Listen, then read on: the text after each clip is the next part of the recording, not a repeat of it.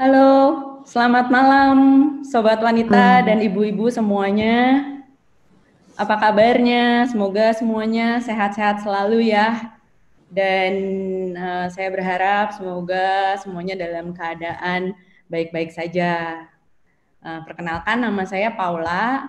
Malam hari ini kita semua bersama-sama akan menjalankan sesi live Zoom meeting. Jadi ini adalah malam yang spesial karena ini adalah pertama kalinya Komisi Wanita Gereja kita GKY Pluit mengadakan live Zoom meeting. Jadi ini adalah malam yang spesial buat Komisi Wanita untuk kita bisa tetap berkumpul, tetap bersekutu, beribadah, walaupun keadaannya seperti ini. Kita bersyukur karena kita punya teknologi yang Tuhan izinkan ada, dan walaupun keadaan begini, kita semua tetap bisa beribadah, kita semua tetap bisa bersekutu, kita tetap bisa berkumpul bersama. Sebelumnya saya ingin menyampaikan beberapa hal.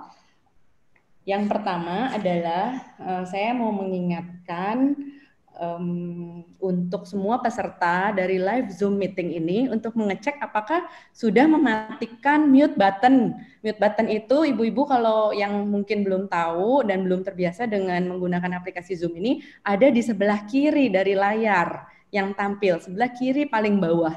Itu ada mute button, bisa langsung diklik, jadi ada silang merahnya, dan itu akan membantu kelancaran selama acara Zoom meeting kita. Jadi tolong bagi semua peserta untuk dicek ya apakah mute buttonnya sudah nyala. Lalu yang kedua, jikalau ada pertanyaan atau jikalau ada yang mau ditanyakan atau disampaikan, bisa langsung diketik di chat window. Chat window itu adanya di bawah screen utama, ada di tengah bawah, ada tulisan chat. Jadi kalau chat window-nya itu nyala, nanti kalau diketik itu akan keluar chat window-nya. Kayak begitu. Dan panitia nanti akan menampung semua pertanyaan yang ada. Jadi tidak usah menunggu sampai sesi ini selesai. Jadi ada baiknya kalau yang mau bertanya bisa langsung diketik di chat window. Dan sebelumnya mohon maaf dan mohon pengertiannya jikalau ada pertanyaan yang tidak terjawab karena keterbatasan waktu, teman-teman bisa misalnya masih pengen ditanyakan pertanyaannya, bisa langsung chat pribadi ke pembicara kita yaitu Semulina, dan semua akan dengan senang hati menjawab pertanyaannya. Oke, tema malam ini sangat spesial dan menurut saya bagus banget, yaitu From Wounds to Wisdom, yang artinya adalah dari luka yang terjadi dalam hidup kita yang berubah menjadi suatu hikmat atau kebijakan. Bagus banget temanya, dan saya yakin banget ini adalah suatu tema yang bisa kita pelajari bersama untuk kebaikan atau mengubah kita menjadi seorang pribadi yang lebih baik lagi. Ya, jadi saya nggak akan berlama-lama lagi.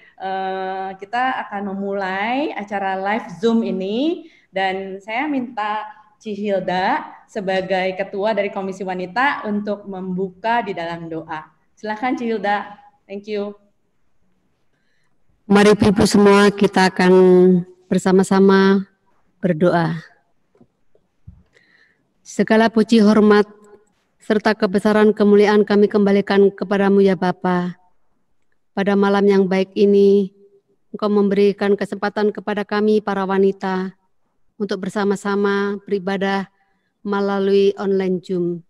Tuhan, berikan kepada kami kepekaan, berikan kepada kami hati yang mau menerima, berikan kepada kami semua untuk bersama-sama mau mendengar firman Tuhan dengan baik. Terima kasih Tuhan, lindungi kami, sertai kami dari awal sampai akhirnya. Lancarkan semua ya Tuhan. Terima kasih. Dalam nama Yesus kami berdoa mengucap syukur. Amin. Thank you Cihilda untuk doanya. Oke, tidak lama lagi kita akan memulai sesi kita. Kita akan masuk ke dalam sharingan firman yang akan dibawakan oleh kita semulina. Silakan panitia. Shalom, sahabat wanita terkasih. Malam ini saya rindu mengajak kita untuk menelusuri sebuah topik From Wounds to Wisdom. Mengapa tema ini diangkat? Sebab kita sadar bahwa tiap manusia, khususnya sebagai wanita, kita tidak mungkin terlepas dari pengalaman luka dalam kehidupan ini. Namun saya berdoa dan berharap kiranya melalui pembahasan malam ini setiap kita akan dibukakan oleh Tuhan untuk mengelola luka yang terjadi dalam hidup kita secara bijaksana. Jikalau luka hati itu tidak dibereskan, akan berefek sangat besar kepada kesehatan fisik, mental, serta menghambat relasi kita dengan sesama. Dan paling utama relasi dengan Tuhan. Mari kita mulai dengan melihat sebuah gambar. Kira-kira kejadian apa yang menimpa si bapak ini? Andai kata kita yang berada di posisinya, atau katakanlah sebagai salah satu anggota keluarga, kemungkinan apa ya yang akan kita lakukan? Sebagian besar pasti kita sangat cepat untuk mengambil tindakan jika luka secara fisik itu terjadi. Contohnya saja waktu anak kita jatuh, ataupun anggota keluarga kita ada yang mengalami cedera, kita pasti akan cepat-cepat untuk membawa mereka ke dokter, mengadakan pemeriksaan teliti, bahkan juga mempercayakan dokter yang terbaik bukan untuk merawat supaya mereka dapat pulih seperti semula. Tapi pertanyaannya, jikalau dalam kehidupan ini kita menjumpai saudara, suami, anak, rekan pelayanan, bahkan mungkin diri kita sendiri yang mengalami luka di dalam jiwa, kira-kira langkah apa yang akan kita ambil? Nah, harus diakui bahwa banyak di antara kita kurang peka dan tidak mengerti bagaimana merawat jiwa dan batin, bukan? Padahal kitab Amsal pernah berkata, jagalah hatimu dengan segala kewaspadaan, karena dari situlah terpancar kehidupan. Saudaraku, hati yang terluka memang lebih sulit disembuhkan dibandingkan dengan tubuh yang terluka. Jelas bahwa luka yang secara fisik itu kelihatan, sedangkan luka secara batin itu tersembunyi dan susah untuk dikenali. Bahkan ada orang yang sedang terluka pun dirinya sendiri tidak sadar akan hal tersebut. Nah, mari kita akan melihat lebih jauh lagi apa sih yang dimaksud dengan luka batin. Luka batin adalah sebuah pengalaman negatif yang berdampak secara mendalam pada kejiwaan seseorang hingga mempengaruhi cara hidup dan juga mengganggu relasinya dengan Tuhan, sesama, ataupun diri dia sendiri. Beberapa ciri dari orang-orang yang terluka, antara lain orang terluka cenderung lebih sensitif, lebih mudah tersinggung ketika dikritik, dan merasa diri paling benar. Sikap mereka juga cenderung menyalahkan orang lain, sulit percaya, sulit untuk melihat kebaikan orang lain. Relasi dengan sesama juga cenderung memilih untuk menjaga jarak, karena mereka takut untuk terluka kembali, dan mereka cenderung berpikir negatif. Nah, sosok orang yang terluka juga takut ditolak dan merasa minder pada orang-orang yang levelnya lebih di atas. Mereka menuntut untuk diutamakan dibandingkan orang lain. Kenapa mereka menuntut untuk diperhatikan secara ekstra atau lebih? Karena sebenarnya ada perasaan kosong di dalam hatinya yang membuat orang-orang yang terluka ini berusaha terus untuk mengisi kehampaan yang ada dengan perhatian lebih dari orang-orang yang ada di sekitarnya. Nah, sehingga di dalam pekerjaan sehari-hari mereka itu sangat butuh pengakuan dan pujian. Kalau tidak, mereka gampang sekali merasa kecewa dan juga merasa tawar hati.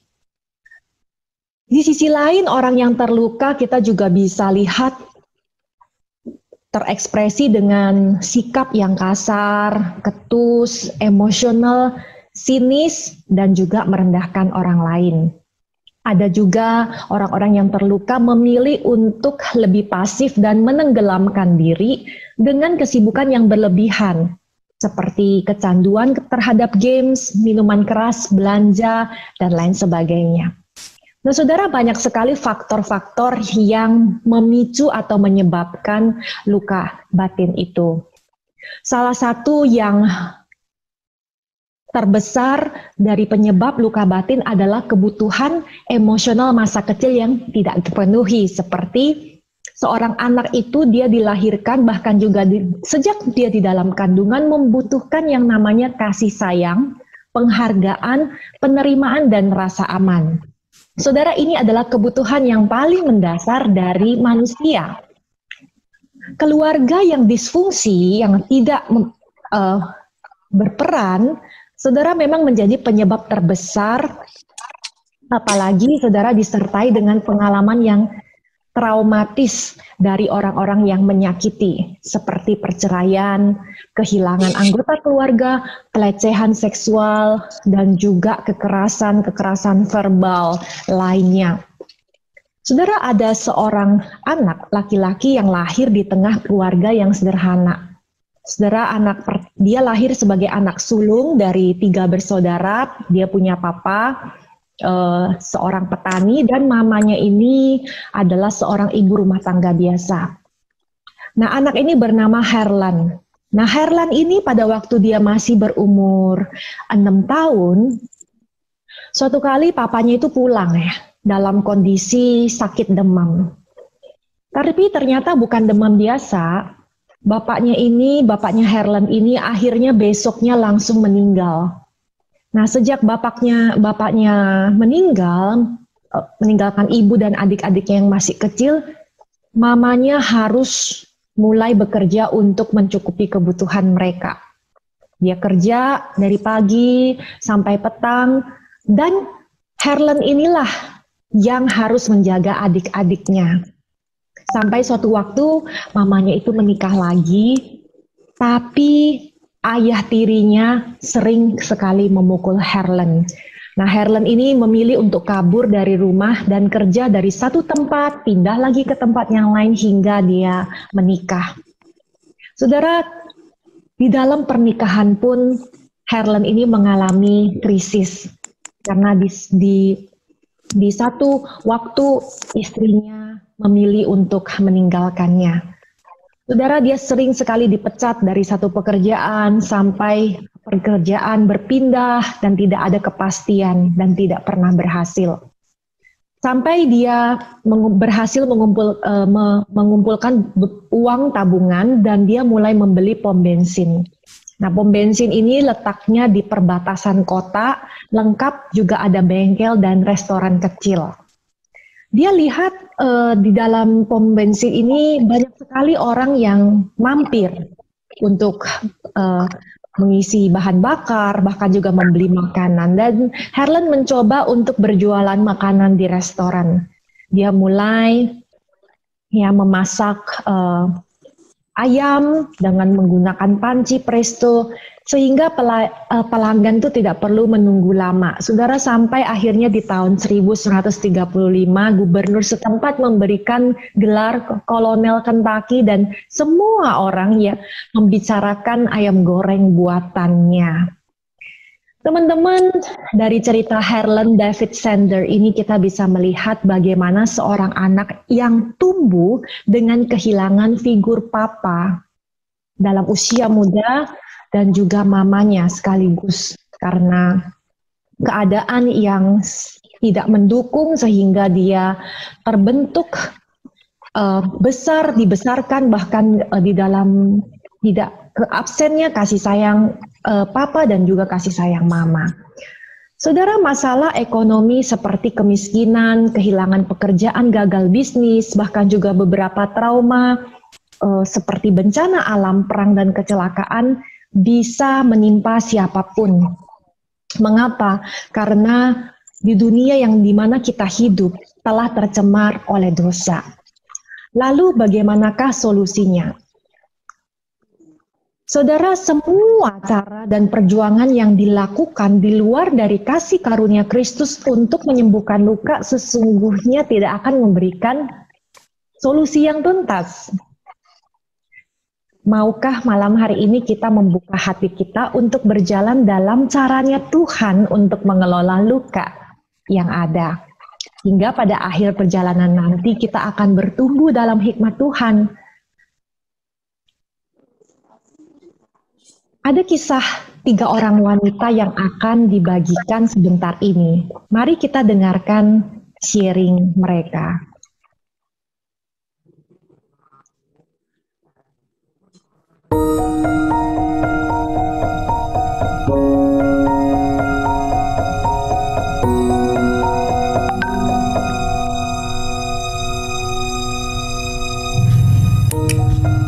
Saya adalah wanita yang telah menikah bertahun-tahun namun belum dikaruniakan keturunan. Di awal pernikahan, saya dan suami tidak terlalu mengkhawatirkan hal itu karena suami saya sangat pengertian dan menerima saya apa adanya. Namun beberapa tahun berlalu, keluarga besar suami saya mulai melihat saya dengan pandangan yang berbeda. Mereka mulai berbisik-bisik tentang saya, namun saya dan suami berusaha untuk tidak terpengaruh. Sampai suatu hari di acara kumpul keluarga, hadir seorang wanita yang diundang oleh keluarga pihak suami saya. Perasaan saya mulai tidak enak. Teman-teman tahu budaya di mana kami hidup adalah wajar bagi seorang pria memiliki istri lebih dari satu. Apalagi dengan alasan kalau istri tidak bisa memberikan keturunan untuk meneruskan marga dari suami. Saya marah, sedih, dan kecewa, tapi tidak memiliki kekuatan untuk melawan keputusan keluarga besar. Sekalipun saya tahu suami saya terpaksa menikahi wanita pilihan itu hanya demi menyenangkan keluarganya. Dan penderitaan dalam pernikahan saya menjadi bertambah parah saat wanita tersebut melahirkan seorang anak bagi suamiku. Saya ingin memberontak dan melarikan diri dari rumah saja. Tapi dalam hati kecil, saya tidak ingin kehilangan suami saya. Harga diri saya terus-menerus diinjak setiap hari. Apa yang harus saya lakukan?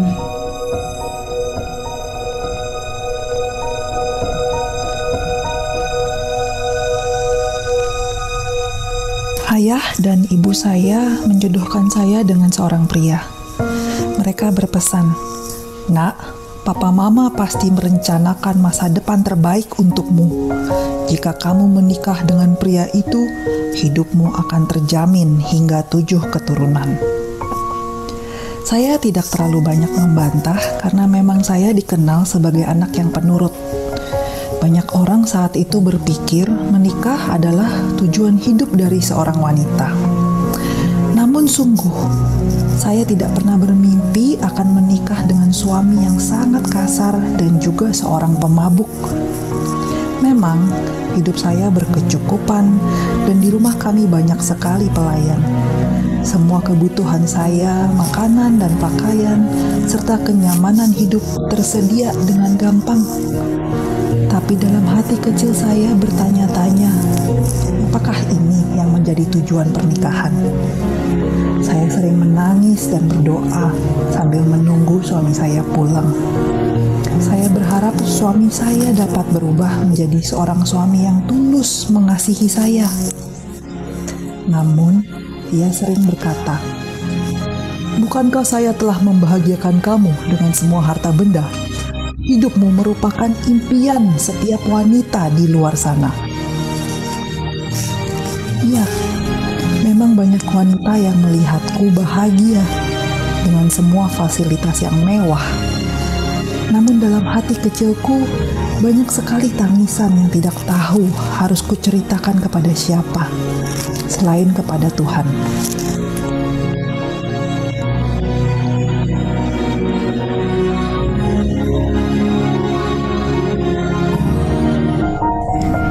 Saya adalah seorang janda.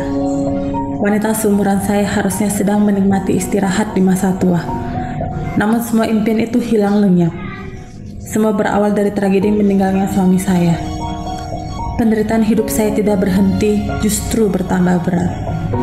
Saat anak laki-laki yang menjadi tumpuan harapan juga pergi untuk selamanya. Hati saya benar-benar hancur saat itu hingga depresi berat.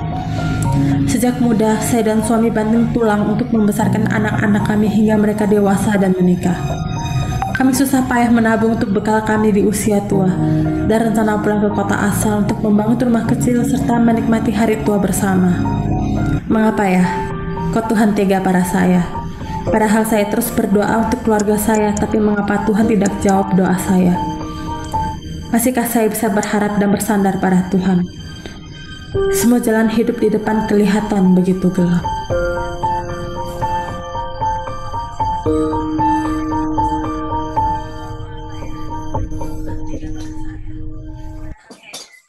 Teman-teman, sadarkah kalau kisah yang kita dengar tadi sebenarnya terjadi dalam kehidupan anak-anak Tuhan? Hana, Abigail, Naomi adalah orang-orang yang pernah terperangkap di dalam relasi yang sulit selama bertahun-tahun, impian hidup yang hancur, kehilangan yang begitu mendalam. Sekalipun kita sudah percaya Tuhan, membaca firman Tuhan dan berdoa, tapi masih ada belenggu yang mengikat. Saudara, kita tidak sendirian. Para wanita yang tercatat dalam firman Tuhan, Perjanjian Lama juga pernah melewati masa-masa yang tidak mudah. Tapi mereka tidak hanya tenggelam di fase tersebut. Hidup mereka dikuatkan dan bangkit untuk terus menjalani kehidupan bersama dengan Tuhan. Saya percaya rekan-rekan semua, kuasa Allah juga sanggup memulihkan dan menyembuhkan jiwa kita. 3 langkah menuju, belum kita masuk ke dalam 3 langkah pemulihan luka hati, kita percaya bahwa anak-anak Tuhan yang melewati fase yang tidak mudah, berjalan bersama Tuhan, pada akhirnya akan menuju kepada hidup yang dipenuhi hikmat ilahi. Ini adalah harapan dan juga menjadi kerinduan setiap kita. Untuk itu kita akan bersama-sama melihat 3 langkah pemulihan luka hati, sehingga hidup kita lebih dipenuhi oleh hikmat Tuhan. Yang pertama, saudara, pembersihan luka. 1 Yohanes 1 ayat 9, firman Tuhan berkata, jika kita mengaku dosa kita, maka Ia adalah setia dan adil, sehingga Ia akan mengampuni segala dosa kita dan menyucikan kita dari segala kejahatan. Saudara, kesembuhan jiwa dan emosi itu berasal dari karya pengampunan dosa di kayu salib. Allah kita rindu bukan hanya menyelamatkan kita dari dosa saja, namun juga memulihkan hubungan kita anak-anaknya di dalam keutuhan. Nah, hati merupakan pusat dari segala hal. Pembersihan luka hati itu dimulai dari membuka hati dan doa yang jujur di hadapan Allah. Saat kita mengaku bahwa diri kita terluka, hancur, sebenarnya itu menjadi pintu bagi Allah untuk memproses hati kita. Apakah hari ini kita sudah mengizinkan Allah untuk menelusuri dan menunjukkan luka-luka yang tersembunyi? Ketika Allah membersihkan bagian terdalam dari hidup kita, kita percaya kesembuhan ilahi itu dimungkinkan. Tidak ada seorang pun yang bisa menyembuhkan kita secara sempurna. Kita lihat dari kisah Hana dan Naomi tadi, begitu jelas digambarkan bagaimana mereka dengan jujur mengungkapkan kepedihan dan kekecewaan mereka. Hari ini ketika ditanyakan bagaimana perasaan kita, apakah kita sudah menjadi orang yang menyadari apa yang terjadi di dalam hidup kita? Setelah kita jujur, step berikutnya adalah kita sadar. Memang sebagian besar luka jiwa itu diakibatkan oleh orang lain.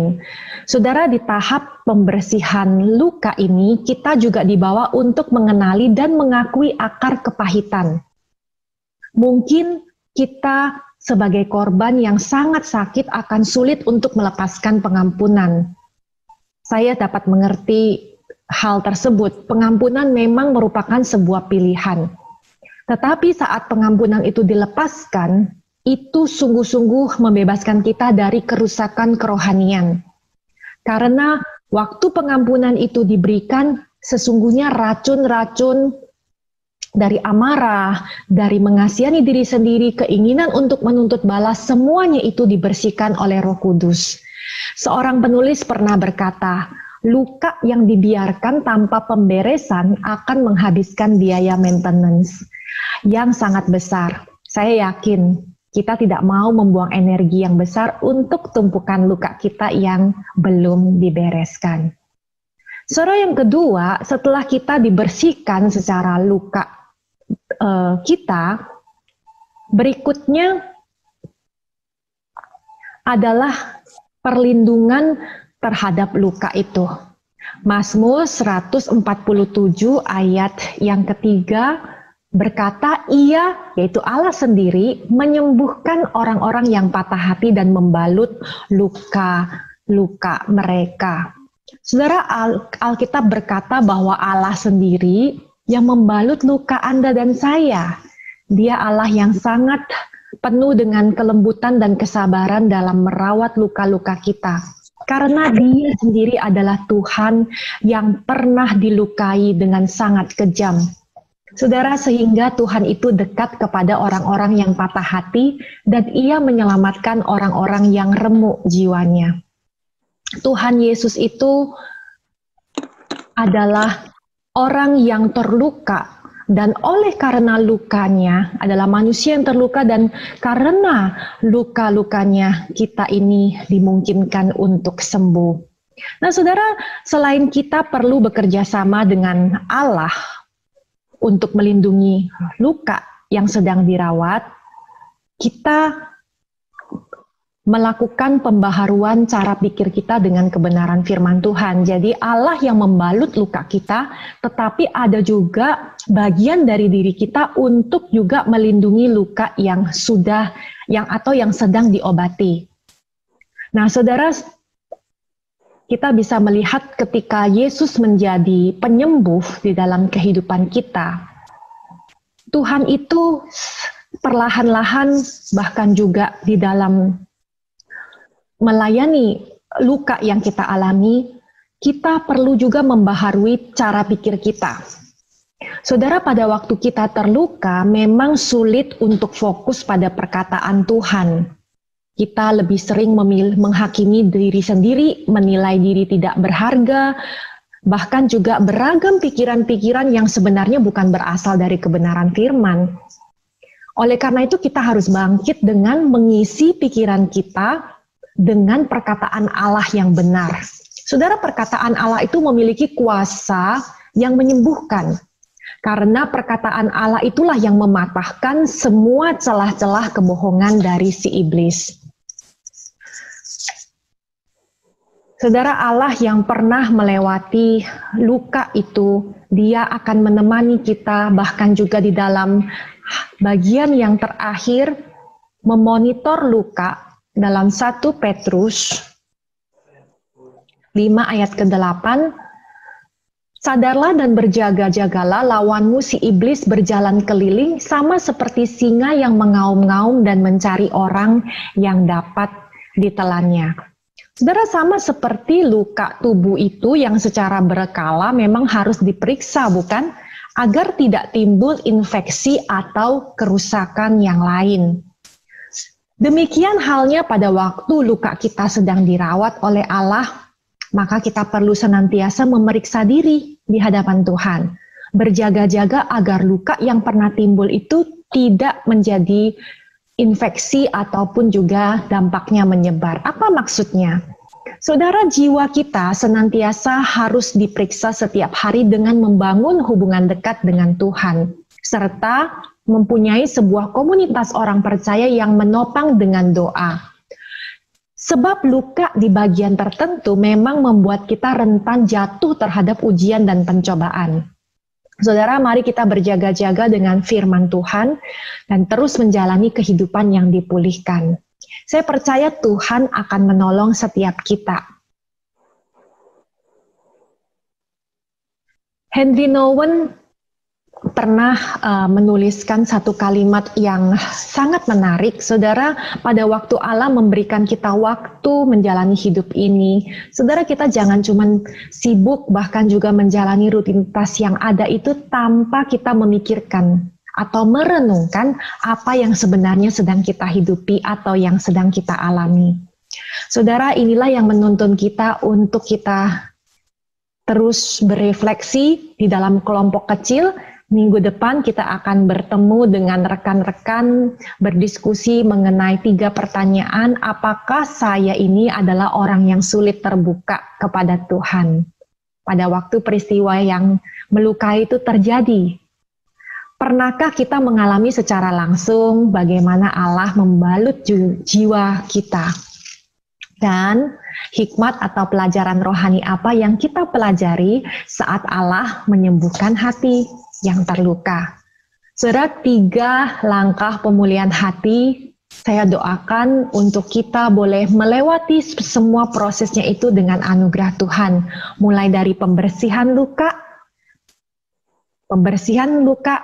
menjadi satu pintu bagi Allah masuk ke dalam kehidupan yang memulihkan kita. Sama seperti luka fisik yang dibersihkan dengan alkohol, terasa pedih.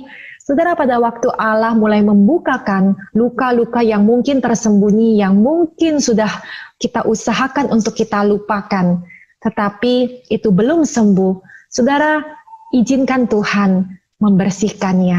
Bahkan juga lebih lanjut lagi, Allah sendiri dengan tangan dan kesabarannya, Dia dengan lembut akan membalut luka kita dan bahkan juga menolong kita untuk menjaga luka tersebut agar senantiasa tidak menjadi celah untuk kita jatuh di dalam pencobaan ataupun ujian.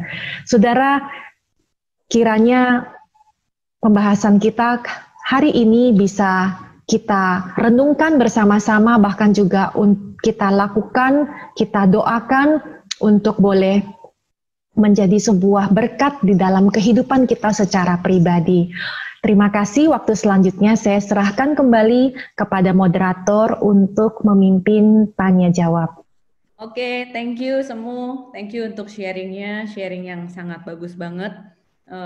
Dan saya yakin banget kita semua yang mendengarnya, kita terberkati karena tanpa sadar memang tentu dalam kehidupan kita banyak mengalami luka batin, luka jiwa yang kebanyakan dari kita itu kadang nggak sadar akan sesuatu yang berhubungan dengan jiwa, dan itu kalau nggak diselesaikan sesuatu yang berhubungan dengan jiwa namun tidak terselesaikan dengan baik, itu bisa berakibat fatal dan berakibat kurang baik bagi diri kita sendiri maupun juga dalam hubungannya dengan relasi terhadap orang-orang di sekitar kita. Jadi ada baiknya jikalau memang kita setelah mendengar renungan ini, kita kembali memeriksa diri kita, apakah di dalam diri kita ada luka ataupun ada apapun itu. Mungkin kita belajar sesuatu dari sharingan hari ini, kita bisa mulai mendoakan dan bisa juga kita selesaikan. Oke, kita langsung masuk ke Q&A. Di forum chat sudah ada pertanyaan. Pertanyaan pertama, semua ada pertanyaan nih semua. Jadi pertanyaannya adalah bagaimana menjaga hati supaya tidak ada luka batin? Semua? Ya, halo. Ya, semuanya. Halo. Udah masuk ya? Ya. Untuk pertanyaan pertama tentang bagaimana menjaga hati supaya tidak luka batin, saya sambungkan dengan apa yang terjadi pada Zoom malam ini. Teman-teman ada yang sadar nggak apa yang terjadi pada Zoom malam ini? Ayo. Nah, saudara akan, kalau saudara perhatikan PowerPoint yang tadi ditayangkan, saudara, apa yang saudara melihat di PowerPoint tersebut? Ada luka. Ada luka, benar. Ada coretan abu sebanyak tiga guratan. Saudara, it's out of plan ya. Ini di luar rencana. Kalau kita mau rencana, ngesetting semua planning ya, semua audio, semua gambar, itu pasti kita set semua yang perfect, sempurna, saudara.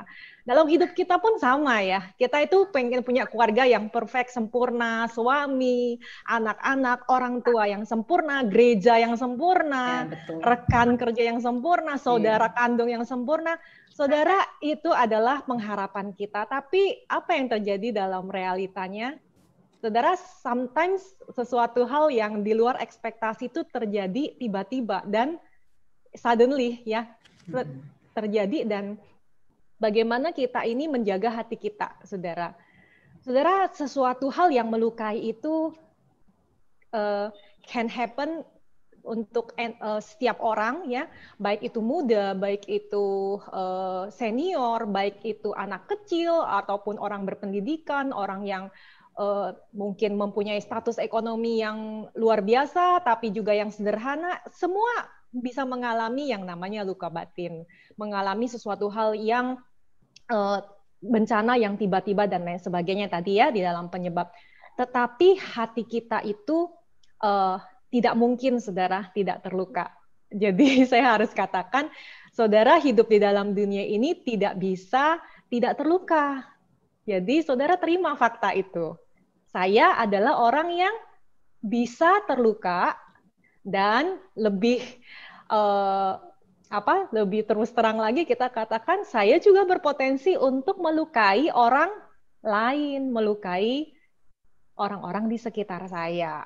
Saudara, ini adalah sebuah fakta yang terjadi kalau kita tahu kayak karena memang kita hidup di dalam dunia yang berdosa.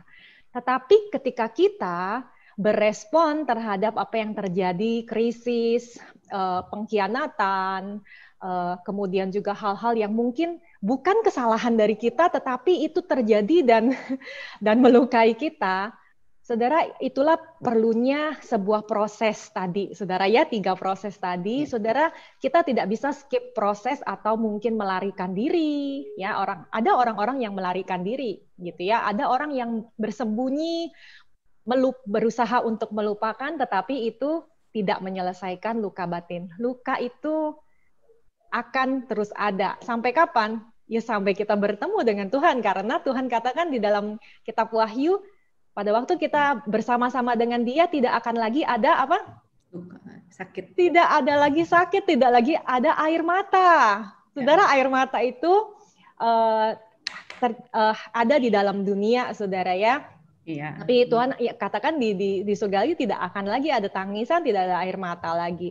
Nah, saudara, hati kita itu kita bangun di dalam sebuah relasi kita dengan Tuhan, saudara. Karena Allah itu satu juru selamat kita, Dia penebus, Dia yang sudah menebus kita dari dosa, Dia juga yang tahu di dalam kondisi kita di dalam dunia, dan Dia juga terluka, dan Dia adalah dokter bagi hati kita, bagi jiwa kita. So datanglah kepada ahlinya, kepada Tuhan dari segala tabib, dari segala tabib, bukan hanya penyembuhan secara penyakit fisik, tapi juga penyakit secara hati kita. Demikian itu yang bisa saya jawab dari pertanyaan pertama, yang coretan tadi. Iya. I think itu bukan kebetulan.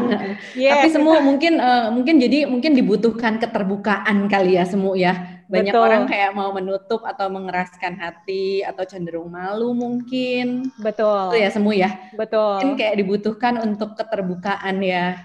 Jadi untuk dari pertanyaan yang pertama, bagaimana menjaga hati supaya tidak luka batin, ya, dari yang tadi jawaban semu, mungkin kita dibutuhkan untuk keterbukaan dan mau untuk diproses juga ya semu ya, berarti ya, supaya luka itu kita nggak bisa menghindari luka, tetapi kalau sudah terjadi luka ya kita harus mau diproses supaya luka itu bisa sembuh gitu ya, kurang lebih ya. Jadi tidak berlarut-larut ya. Iya, betul.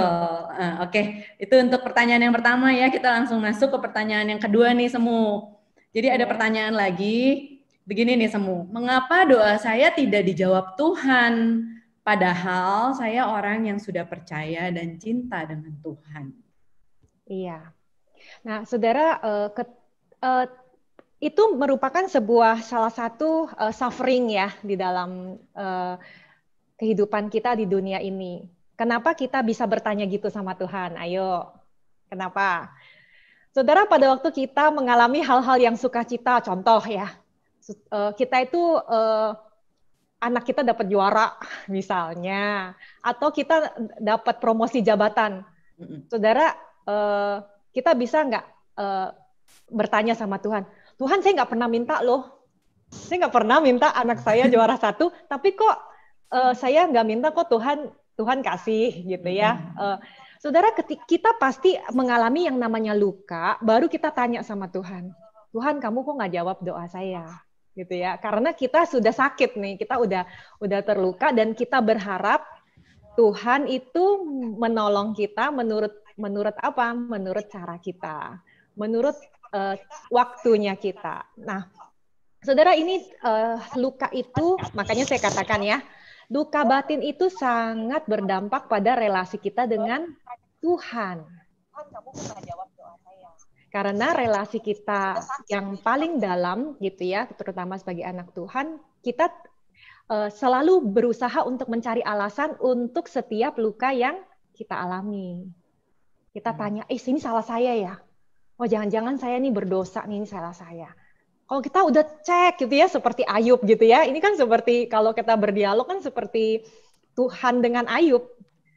Jangan-jangan saya salah nih, iya nih Tuhan marah sama saya, jadi saya kena krisis. Self-condemn ya. Iya, self-condemn. Nah, orang yang terluka itu dia akan melalui siklus, saudara. Satu, mungkin dia menyalahkan diri sendiri ya. Aduh, ini saya nih bodoh banget dah saya ya. Saya ini gagal. Nah, kemudian dia juga mulai bermekanisme. Kedua, bisa juga dia menyalahkan orang lain. Gara-gara dia nih, gara-gara dia hidup saya seperti ini. Nah, saudara, itu penyebab ya. Mencari penyebab. Itu orang yang terluka tuh biasa pasti begitu. Saudara, kalau kita itu ke rumah mungkin sakit, pembelaan juga kali ya semua, iya, supaya menyamankan diri sendiri dengan keadaan yang kayak kurang enak nyaman, kan, kurang iya, nyaman gitu. Betul banget. Jadi udah mulai lihat-lihat gitu ya, bukan kayaknya saya nggak ada salah gitu ya.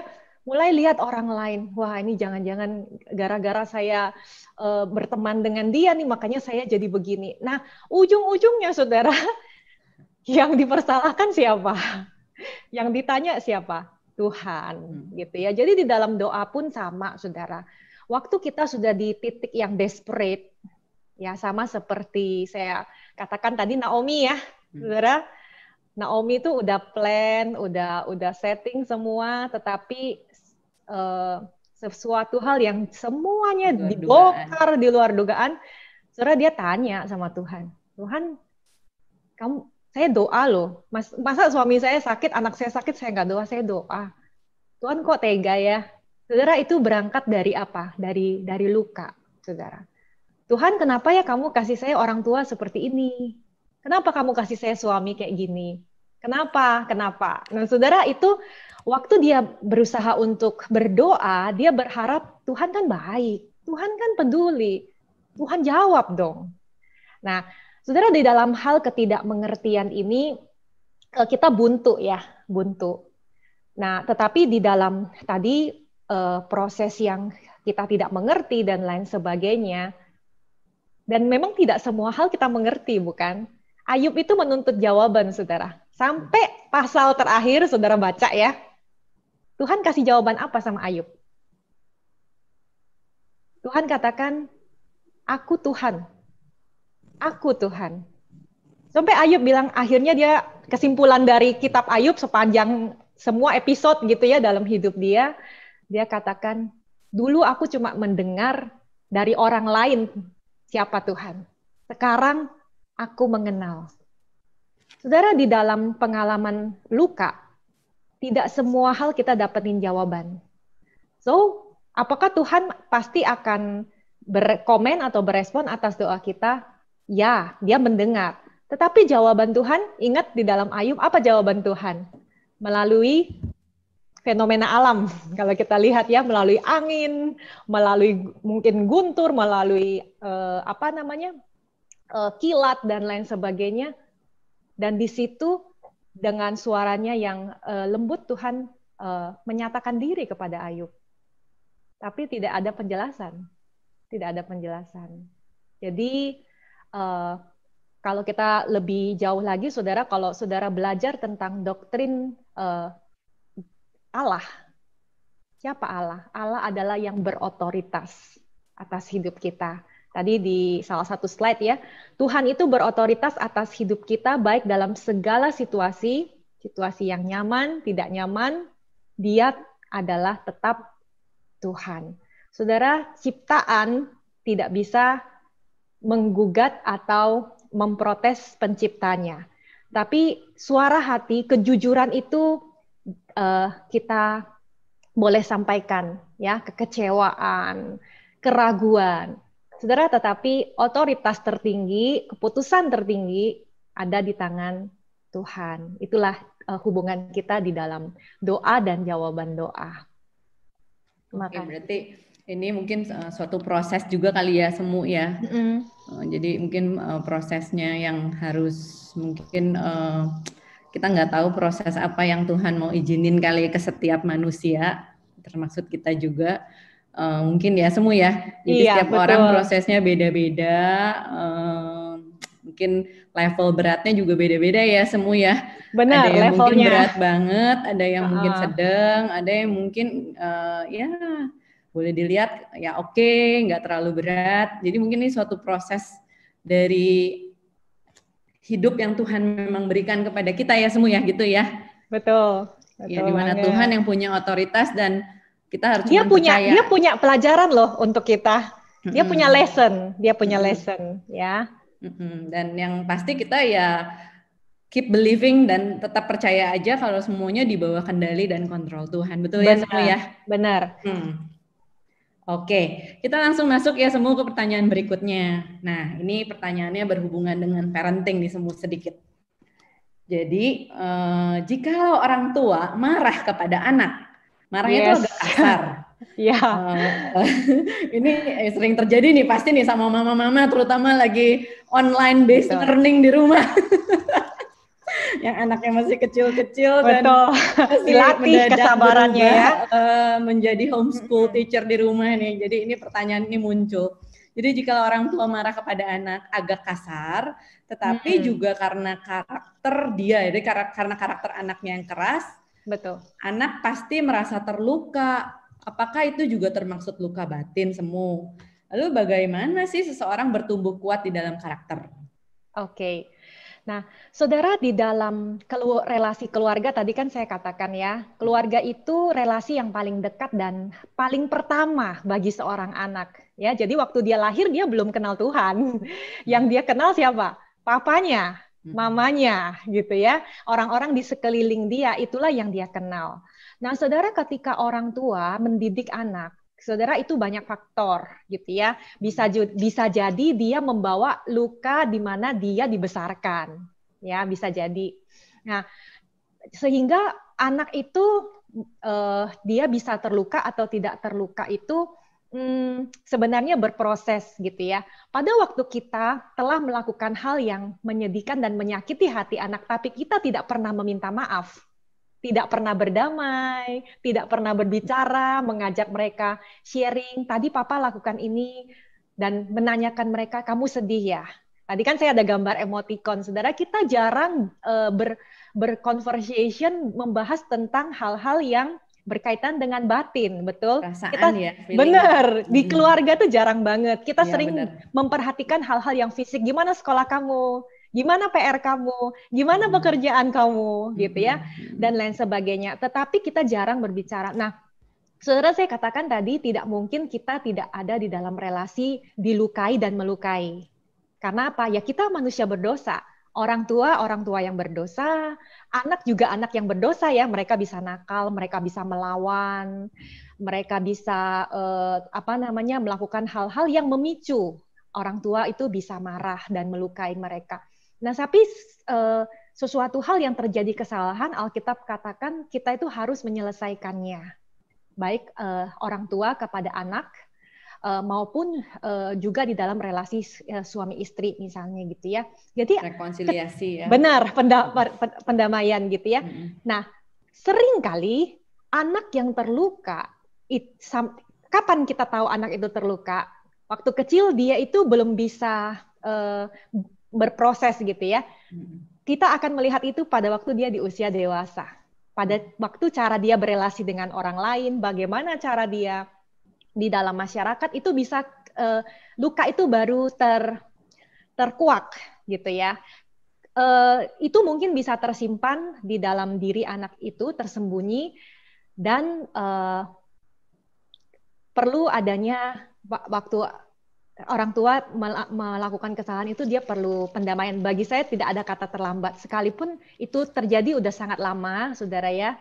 Saya mungkin teman-teman yang lagi nonton drakor nih gitu ya, yang lagi nonton drakor tuh perhatiin tuh yang film yang lagi hits banget. Saudara, itu bahas banget tentang luka yang bertahun-tahun. Saudara, mungkin orang tuanya udah meninggal loh, tapi luka itu dibawa. Ketakutan berdampak itu ya, berdampak semua nanti in the future ya, iya, di masa depannya. Betul, sekalipun orang tuanya nggak sadar gitu ya, tapi itu terbawa. Nah, kuat di dalam karakter itu sebenarnya banyak faktor juga. Jadi ada orang-orang tertentu ketika dia dilukai, tadi ya Harlan Sanders, kita tahu pendiri dari KFC, kita melihat luka itu berdampak.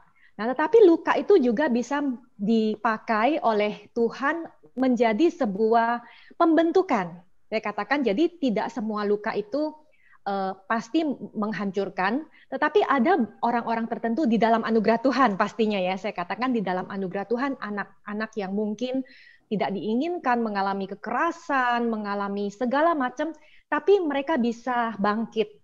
Ya, sama seperti Abigail tadi ya.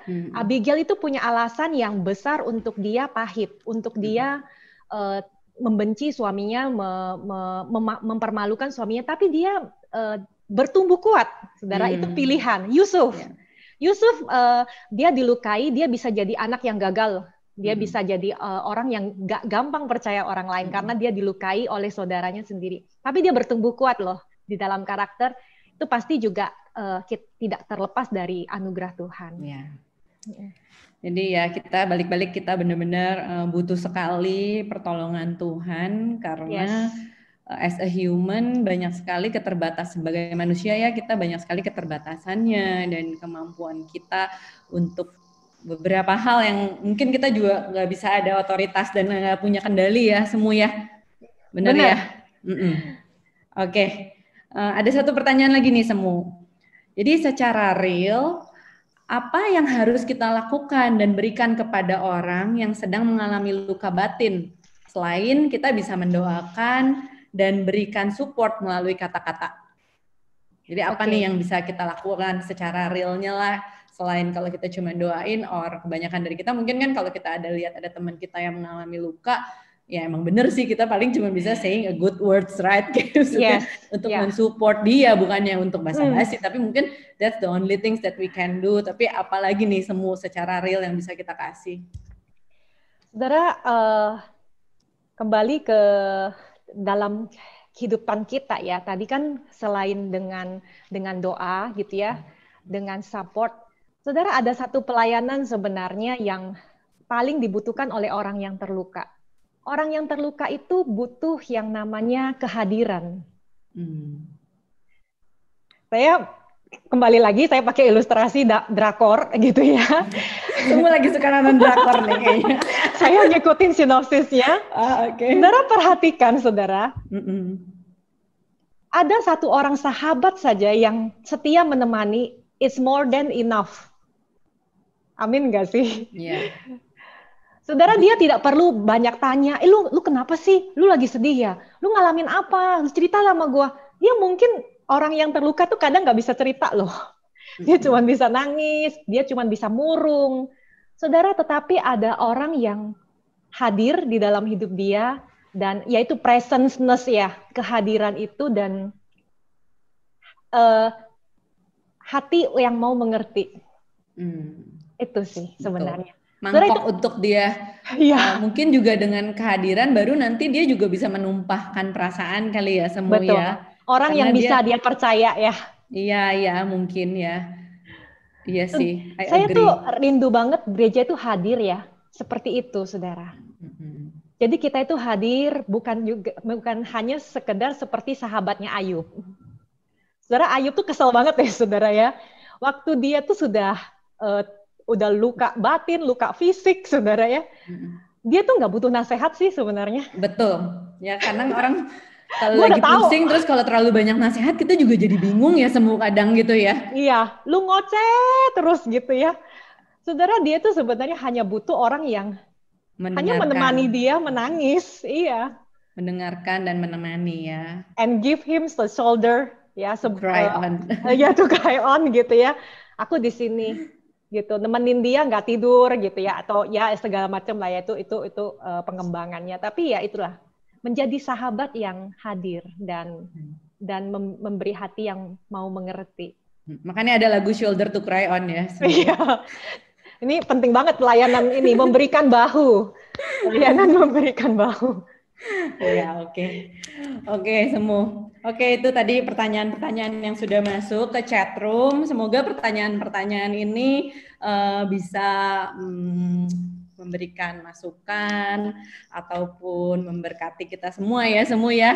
Amin. Mengingatkan ataupun mungkin ada yang mengalami ataupun mirip pertanyaannya masa permasalahan dengan yang ditanyakan, semoga bisa membantu semua yang sedang menonton acara live Zoom ini ya Semu. Oke. Apakah masih ada pertanyaan? Jika ada pertanyaan, masih ada waktu, bisa diketik di chat room.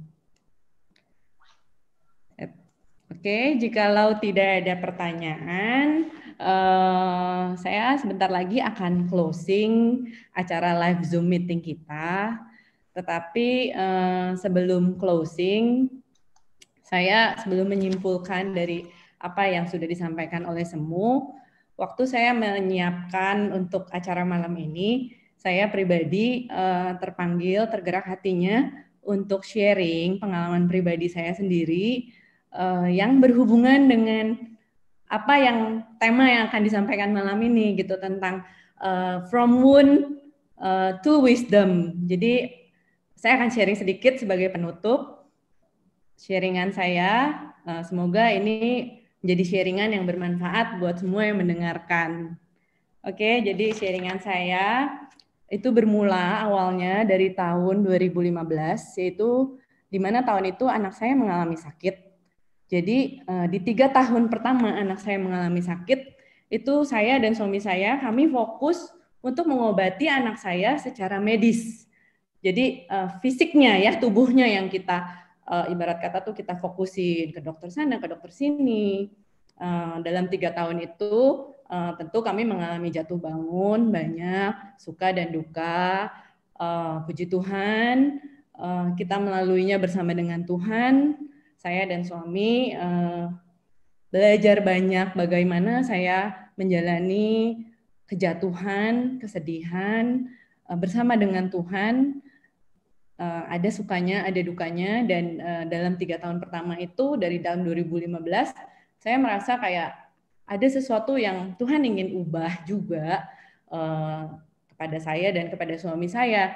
Untuk saya pribadi, saya merasa saya diubahkan dari ke luka batin. Tentu pada saat itu kita mengalami luka batin ya Semu, seperti yang kayak tadi Semu bilang, kalau misalnya ada sesuatu yang pahit terjadi, itu umumnya kita kayak menyalahkan diri, kayak begitu kan. Terus kayak, wah kenapa sih ini terjadi? Terus kayak cari tahu, kenapa ini? Oh, terus kita menyalahkan diri kita, menyesal, kayak begitu-begitu. Itu benar banget yang tadi Semu sharing itu terjadi sama saya juga.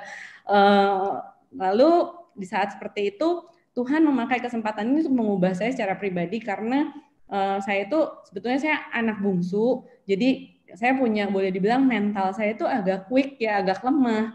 Jadi saya tuh gampang banget down. Tapi karena kejadian ini Tuhan izinkan terjadi secara nggak langsung, Tuhan memproses saya. Hello, come on, you are a mother. Kalau kamu nggak strong, kamu nggak kuat untuk mengalami ini, lalu siapa yang bisa mendampingi anak saya selama sakit? Jadi proses demi proses saya laluin itu secara nggak langsung mengubah saya, untuk saya dari seorang yang cengeng banget dan gampang down, itu saya menjadi orang yang lebih kuat dalam menerima keadaan dan situasi, dan perlahan-lahan saya juga diajarkan untuk menjadi lebih sabar dalam proses. Karena memang betul dalam proses itu ketika kita doa setiap hari belum tentu Tuhan tuh selalu jawab gitu. Dan memang ada hal-hal yang di luar dugaan Tuhan izinkan itu terjadi, dan kita bisa aja kecewa dan bertanya-tanya kenapa ini terjadi dan kenapa kok sih nggak dijawab sama Tuhan. Dan di situ saya belajar banget untuk saya untuk lebih sabar untuk menanti proses gitu. Lalu sampai di tahun 2018 itu anak saya mengalami serangan yang cukup parah. Jadi serangan yang boleh dibilang terparah dan lama ya, waktu itu 6 bulan, sampai dokter itu ada salah satu profesor yang menangani anak saya. Ini pertama kali dia ngomong sama saya, kenapa kamu nggak bawa anak kamu ke psikolog anak? Jadi psikolog anak tuh saya juga bingung kenapa psikolog anak. Dia bilang karena satu-satunya dokter yang maksudnya kamu tuh belum, satu-satunya bidang yang kamu tuh belum jalanin itu kan di segi kejiwaan, psikologi, dan penyakit anak saya ini tuh ada kemungkinan tuh ada hubungannya dengan masalah kejiwaannya. Terus saya pikir ya udahlah, karena saya juga udah bingung waktu itu ya udahlah nggak ada salahnya coba kita bawa anak ini ke psikolog anak. Dan di situ adalah pertama kali saya mengerti dan menyadari betapa pentingnya itu masalah jiwa seperti yang tadi Semu sharingkan gitu loh. Di tahun 2018 itu adalah pertama kali saya tahu. Jadi ketika saya diobservasi proses demi proses, nggak langsung tahu sih, memang kita harus sabar jalanin prosesnya. Itu memang betul ternyata diobserv anak saya mengalami ada banyak yang tidak baik di dalam kejiwaannya dia. Bukan artinya dia gila, bukan, tapi maksudnya dalam pertumbuhan dia dari baby sampai di usia dia itu tuh banyak hal-hal yang kurang bertumbuh dengan baik jiwanya dia gitu. Banyak masalah di sana. Dan waktu saya dengar itu tuh saya kaget semua, terus terang, karena saya ibu-ibu semuanya saya juga kaget gitu, karena saya merasa kok bisa ya kayak begini, karena memberikan yang terbaik gitu loh, udah melakukan yang terbaik, kok saya bisa nggak tahu anak saya begini. Saya sedih, saya down, again saya menyalahkan diri saya menyesal, banyak penyesalan, banyak self condemnation, kayak penyalahan diri. Lalu proses demi proses lagi jalan sampai akhirnya psikolog anak tuh menyarankan saya untuk coba kalau untuk masalah psikologi dengan anak tuh biasanya berhubungan dengan orang tuanya. Jadi orang tuanya juga dicek, karena yang anak itu kan dibesarkan oleh orang tua. Jadi kalau anak ada masalah, orang tuanya yang paling bisa memberikan pengaruh yang besar untuk memulihkan anak ini gitu. Jadi saya akhirnya singkat kata saya dan suami saya diobserv, dan ternyata hasil observasinya, dan saya sendiri juga punya banyak masalah di dalam kejiwaan saya. Saya tanya ke psikolognya, dan ternyata jadi masalah kejiwaan itu tuh tidak bisa terjadi dalam hal singkat pada saat itu, tetapi itu adalah proses yang terjadi dari saya hari pertama saya lahir di dunia ini. Wah, itu proses yang panjang banget. Jadi waktu saya konsultasi, berarti dari proses saya bagaimana saya dibesarkan dengan gaya orang tua saya dan saya sendiri, lingkungan saya, keadaan saya, apakah dalam hidup kita mengalami trauma-trauma, itu benar, itu menjadikan hasil seorang jiwa saya gitu loh, yang itu akan berdampak. Waktu itu saya kan menjadi mama kan, dan hasil seorang Paula saat itu berdampak pada bagaimana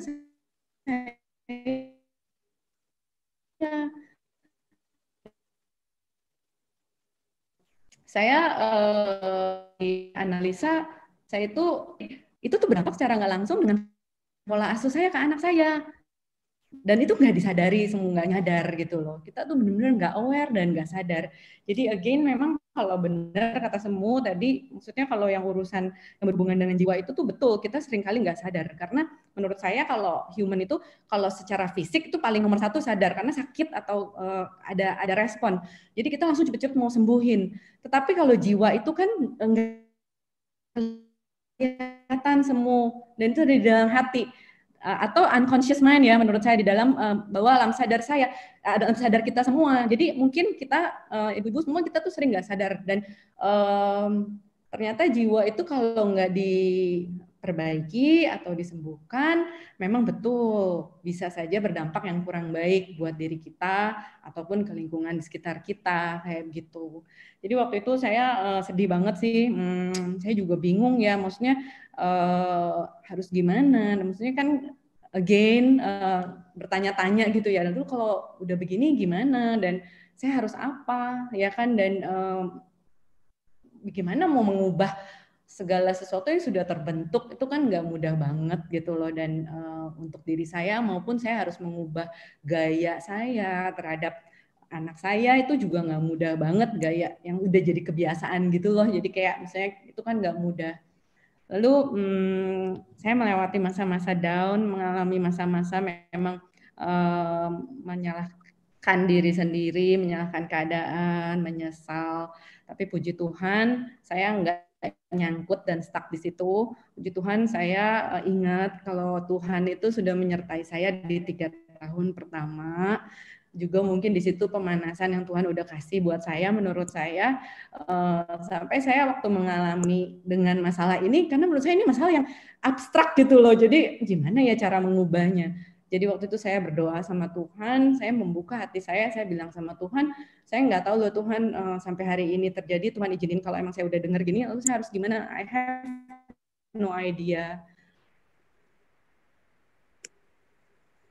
Tapi betul kata kepada Tuhan, sharing, dan aduh saya merasa ini kena banget pada Tuhan, seperti Abigail dan Hana. Ternyata Tuhan tuh punya caranya dia sih untuk menolong kita, entah itu dari penolong-penolong yang Tuhan kasih kepada kita ataupun apapun itu. Jadi jatuh bangun saya yang lalu Tuhan izinin dan mengubah saya, dan Tuhan menyertai saya. Saya merasa yang kali ini saya yakin banget di tengah ketidaktahuan saya, Tuhan juga menyertai saya.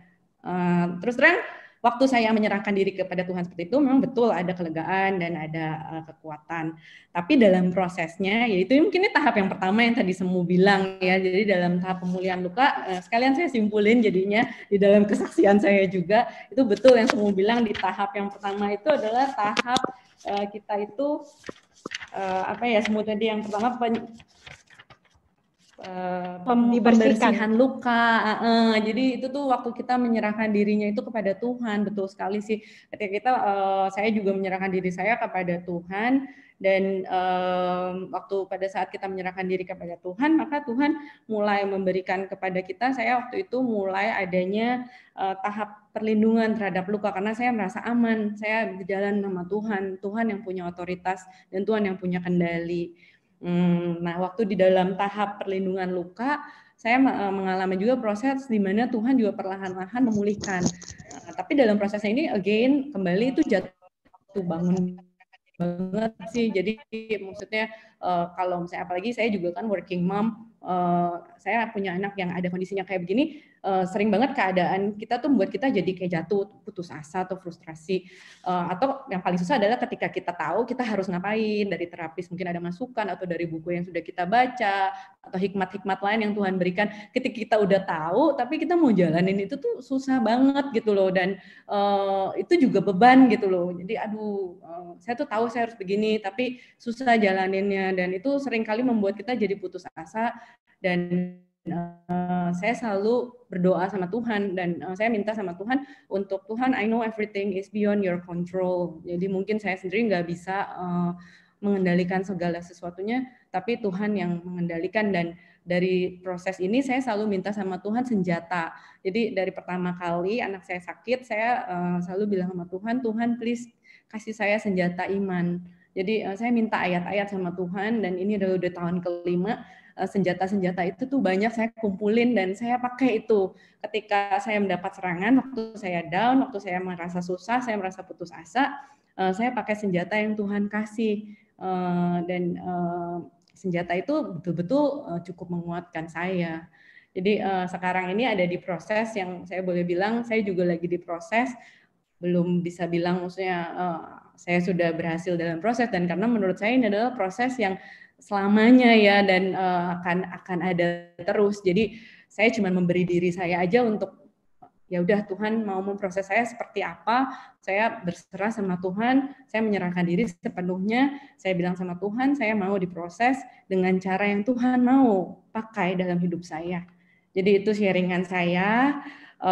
Saya belajar banyak banget di tahun kedua ini, memasuki tahun kedua tentang kejiwaan. Saya bersyukur, masih bersyukur karena Tuhan izinin saya mengerti tentang masalah batin, masalah jiwa. Mungkin saya pikir kalau misalnya nggak diizinin kayak gini terjadi, saya nggak aware, mungkin ya yang tadi di-sharingkan akan berdampak yang kurang baik mungkin untuk future masa depan saya dan juga anak saya sendiri. Mungkin itu sharingan dari saya, tapi satu hal yang mungkin ini yang saya pelajari banget dan saya ingat-ingat, dan mungkin ini juga bisa membantu teman-teman atau ibu-ibu yang dengar di sini.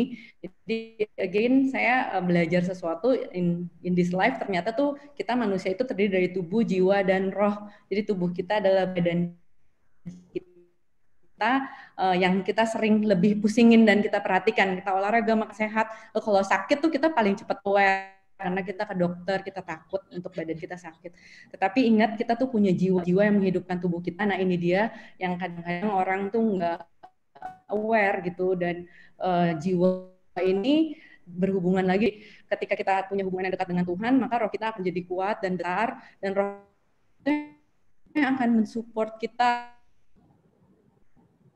untuk memiliki jiwa yang ibarat kata sehat dan baik. Memang jiwanya nggak akan selamanya sehat ya, karena menurut saya kayak badan aja nggak mungkin selamanya sehat, kadang-kadang sakit juga selesai dan selamanya dibilang kita punya jiwa yang sehat, tentu kita pasti bisa aja mengalami sakit. Sakit jiwa itu bukan gila, sekali lagi, maksudnya sakit jiwa itu mengalami luka atau kesulitan atau trauma, dan ya jadi kita cuman aware aja, ini lagi begini, dan kita ingat kepada Tuhan kita. Dan sebenarnya dengan jiwa yang sehat itu maka kita akan memiliki tubuh yang sehat. Nah itu dia yang saya lagi dalam proses untuk menjaga keseimbangan ini. Itu sharingan saya sih. Jadi semoga sharingan ini bisa membantu buat atau bisa saling mengingatkan untuk semua ibu-ibu yang mendengarkan di sini. Dan saya rasa ini juga cukup menyimpulkan dengan pembahasan yang tadi semua udah bahas ya semua ya. Terima di kasih. Sesi malam ini, From Wounds to Wisdom. Moderator Paula malam hari ini. Iya, thank you semuanya, thank you juga semua. Oke, berarti kita sudah hampir selesai nih di acara live Zoom meeting kita ya. Kita akan serahkan kembali kepada Chief Lan untuk penutupan dan doa. Oke, thank you, Chief Lan, silakan. Mari. Terima kasih atas kesaksiannya, terima kasih semua atas renungannya. Saya yakin telah menjadi berkat bagi kita semua ya. Mari kita sama-sama masuk di dalam doa. Tuhan, kami sangat bersyukur dan berterima kasih atas kesempatan yang indah yang Tuhan berikan kepada kami untuk dapat berkumpul secara virtual. Tuhan memberi kesempatan kepada kami untuk membahas sebuah topik yang sangat dekat dengan kehidupan kami. Baik sedikit atau banyak, kami semua pernah mengalami luka batin. Namun kami bersyukur seiring dengan pengenalan kami dan pengalaman kami bersama Tuhan, maka kami tahu bahwa Engkau adalah Allah yang mengasihi kami, yang hanya merancang kebaikan bagi kami. Apapun yang kami alami adalah dalam sepengetahuan-Mu, dan Engkau selalu turut bekerja di dalam segala sesuatu untuk mendatangkan kebaikan bagi orang-orang yang mengasihi Engkau. Tuhan, kami bersyukur kami memiliki wadah Komisi Wanita, wadah di mana kami dapat bersama-sama bersekutu, bersama-sama belajar mengenal Tuhan, bersama-sama mengenal Tuhan. Tuhan, kami rindu supaya kami dapat menjadi tempat a shoulder to cry on, tempat di mana orang-orang dapat mencurahkan isi hati mereka, mencurahkan kepahitan-kepahitan mereka, sehingga kami dapat menjadi tempat kasih bagi mereka, yang membawa mereka kepada Tuhan. Tuhan, kami rindu Komisi Wanita dapat menjangkau lebih banyak kaum wanita, baik di gereja maupun di luar gereja, sehingga dapat menjadi berkat bagi lebih banyak wanita, bagi lebih banyak keluarga, bahkan bagi masyarakat. Oleh sebab itu, Tuhan, kami mohon Engkau terus membimbing dan menuntun para pengurus Komisi Wanita agar dapat terus menata diri dan semakin dapat dipakai oleh Tuhan. Inilah doa kami Tuhan. Kami mohon Tuhan Engkau menyertai kami di dalam setiap aktivitas kami selanjutnya. Sebentar kami mau berpisah satu dengan yang lain. Kami mau beristirahat. Kiranya Tuhan menyertai kami. Di dalam nama Yesus Kristus kami berdoa bersama-sama. Amin.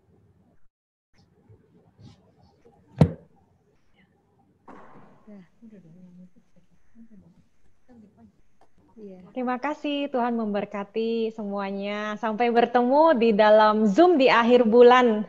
Ada topik yang menarik tentang pemuritan di dalam keluarga oleh Guru Injil Lily Everin. Saudara harus bergabung untuk boleh join di akhir bulan nanti ya. Ini juga sangat penting banget, ini topik tentang pemuritan dalam keluarga, bagaimana kita orang tua itu bukan cuma mendidik, memberi kebutuhan mereka secara fisik, tapi juga kebutuhan mereka secara rohani. Terima kasih, Tuhan memberkati kita semua.